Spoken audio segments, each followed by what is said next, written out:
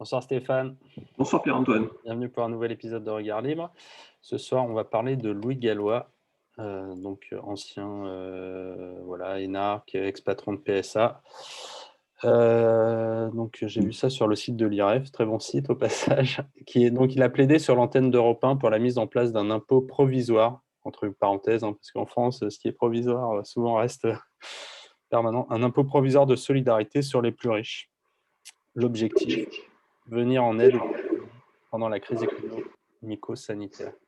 Pour lui, C'est fantastique d'originalité, mon Dieu. Franchement, il faut avoir fait l'ENA pour avoir une telle originalité. Franchement, je suis impressionné. Là, on oublie de dire que ce mec n'a pas été seulement le patron de Peugeot, mais surtout a été aussi celui de la SNCF. Oui, la SNCF aussi. Ouais. Là, on est en plus en train d'entendre parler un mec qui vient de la SNCF qu'un mec qui vient de chez Peugeot, à mon avis. Ouais. Qu'est-ce que tu veux que je dise, que je réagisse à un tel tissu de conneries?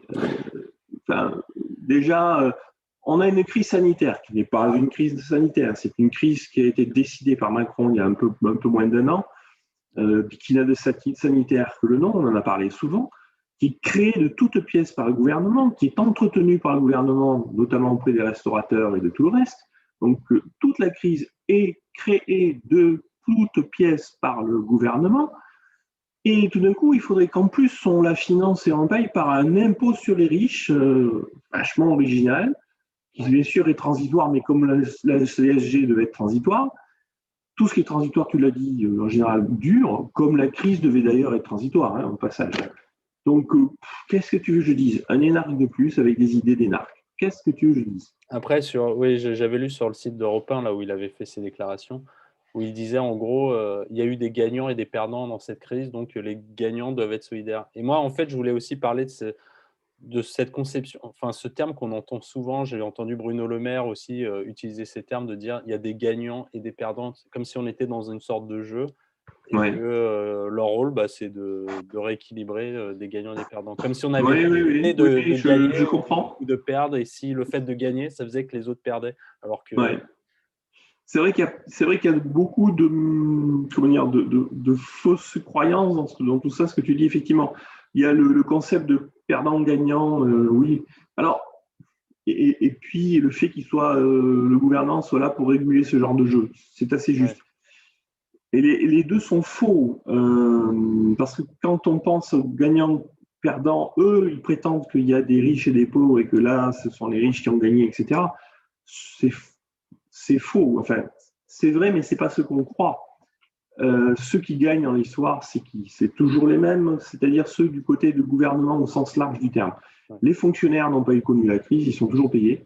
Donc, de manière générale, les fonctionnaires sont parmi les gagnants, parce qu'eux, ils ont subi quoi? Il faut qu'on m'explique qu'ils ont subi. Ils continuent à être payés. Ils ont même eu moins de boulot. Voilà, exactement. Ils sont continués à être payés.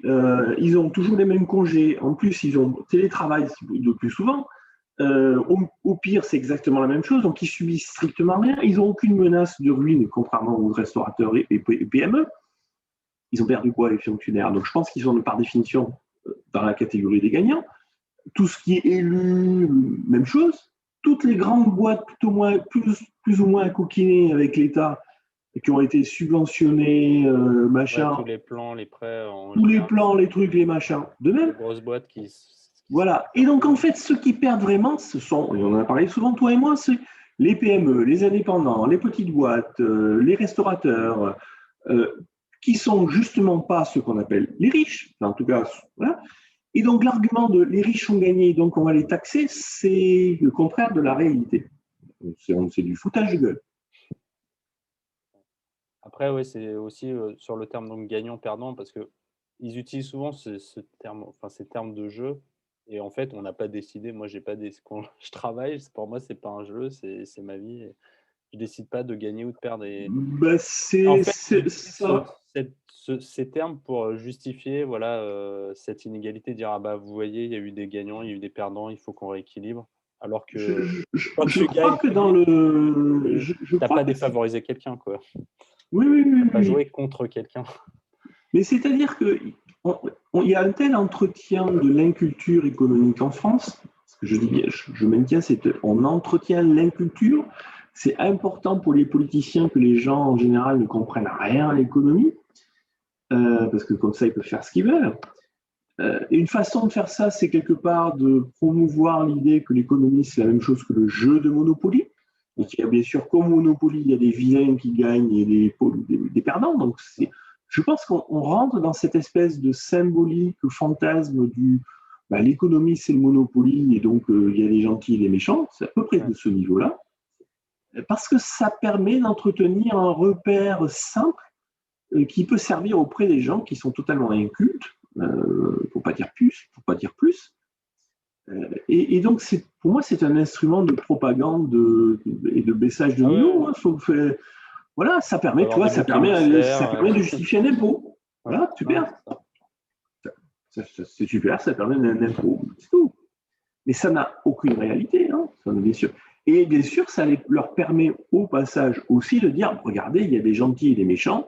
Le rôle de l'État, c'est de faire de punir les méchants. Oui, comme à l'école. Le même argumentaire avec les Amazon et Google. Ils disaient c'est les grands gagnants de la crise, donc il va falloir faire une taxe GAFA.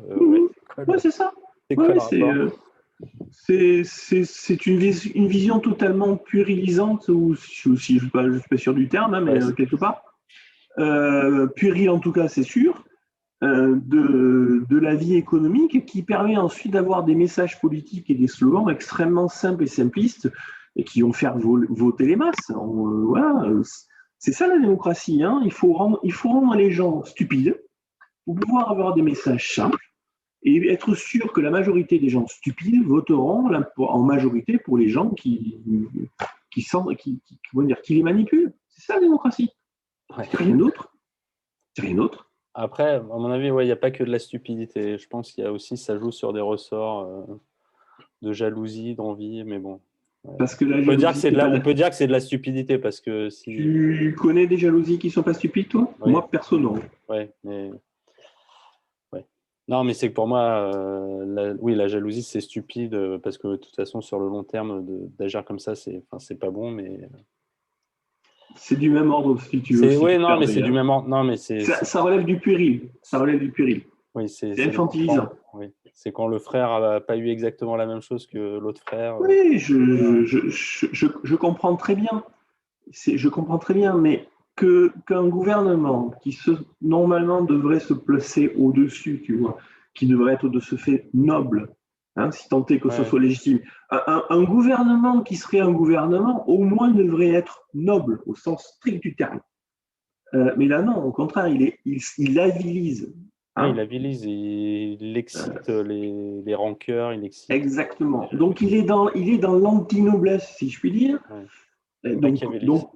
Donc, voilà, il avilise, et donc tu vas revoir tous les registres malveillants, malfaisants, petits que tu peux imaginer. Et la jalousie, la stupidité, la rancœur font partie de tous ces registres-là. Mais ce qu'il faut bien voir, c'est que tout ça, ça fait partie de l'arsenal démocratique. Puisque je dis souvent, l'une des caractéristiques de la majorité, hein, c'est d'être plus con que la moyenne. Et non, mais c'est pourtant très simple. La majorité, c'est plus que la moitié des gens. Donc, la moyenne, c'est au-delà de la moyenne. Donc, c'est forcément plus con que la moyenne. C'est assez basique. Hein. Mais c'est un ressort tout à fait normal. Avec la démocratie, l'intérêt du pouvoir démocratique, c'est de faire en sorte que les gens soient de plus en plus stupides, bien sûr. Mais c'est clair. Mais il faut oser le dire, hein, évidemment. Tu as critiqué la démocratie, hein, pourtant qui est une valeur sacrée de la République. C'est la pire des choses qui soit arrivée à la civilisation occidentale. Oui, d'ailleurs. Ouais, bon, juste pour finir, c'est qu'on parle de la démocratie comme si c'était super, mais la Grèce antique, quand il y a eu la démocratie, après ça a disparu. Mais... Comme dit Hope, la démocratie est une forme larvée de communisme et dans l'histoire, elle n'a jamais été considérée autrement. Ouais. D'accord, on va finir sur ces bonnes paroles. Merci Stéphane. Je t'en prie.